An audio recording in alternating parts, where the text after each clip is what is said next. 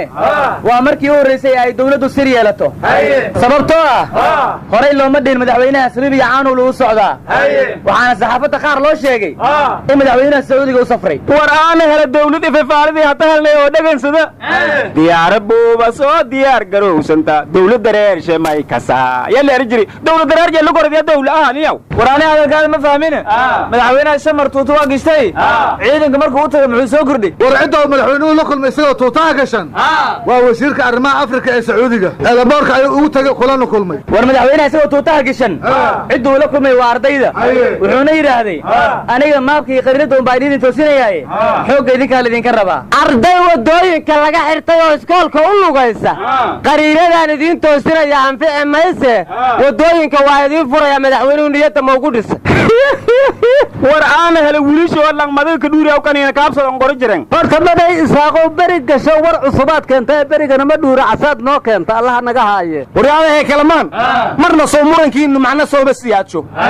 aniga sunug weyn maskaxdeeda u baaray sidii maayad dabayl mawjadeeda iyo xiiska ismaqiiqinime maqla maanta warkayga muddo waxa mushkiladu ka taagnay amniga sidii loo xasilin lahaa eediina waxay saartay mujtamac marka waxaan soo jeedi lahaa mujtamac waxa u baneeyay magaalada si dawladdu u xasiliso amniga gabay jacayl aan maqlakii ugu qiiro badnaa abid ayada baan u tirisay Allah yacizak abow armahan miya gabay jacayluhu yaala geeriya taale warkana maaga maskaxdiisa inshiini kamni bilaasha ambori malay biilaan manoola koro warnimayo war ma haysaana waxa la yiri madaxweynayaasha Puntland iyo Somaliland Muuse Bixi iyo Dani dawladda Imaaraadka Dubai ku shirisay hadda waxay ka hadleen baa la yiri sidii colaadda u dhaxaysa labada maamul loo hakin lahaay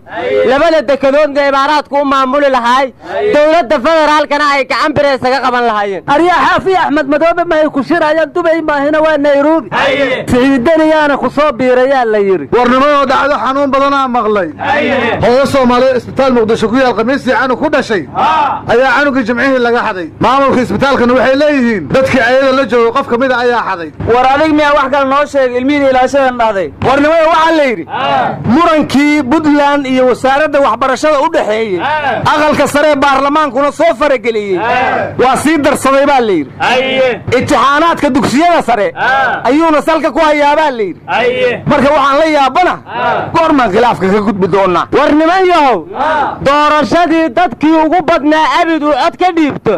ayaa ka dhacday wadanka Hindiya war Hindida dad badan yihiin runtaw xaliima yaray gudigeera madaxa banaan marqaati ma ka yihiin war hanala waalanine waxa kale yaab loo wadankaas ka dhacay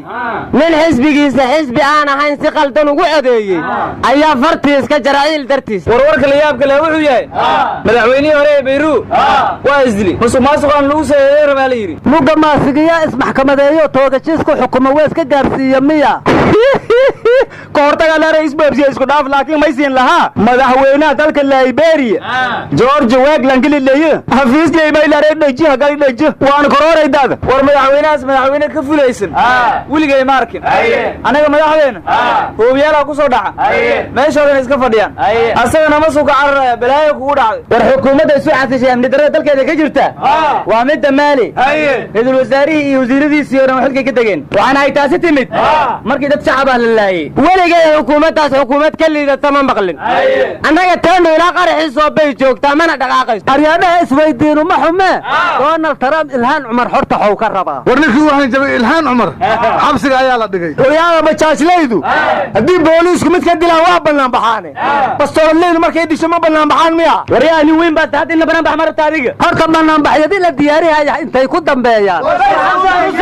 qurbaha laga soo diyaarshay banaan baxaas meeshii ku dhamaad war orosku sugaatu wi baajidi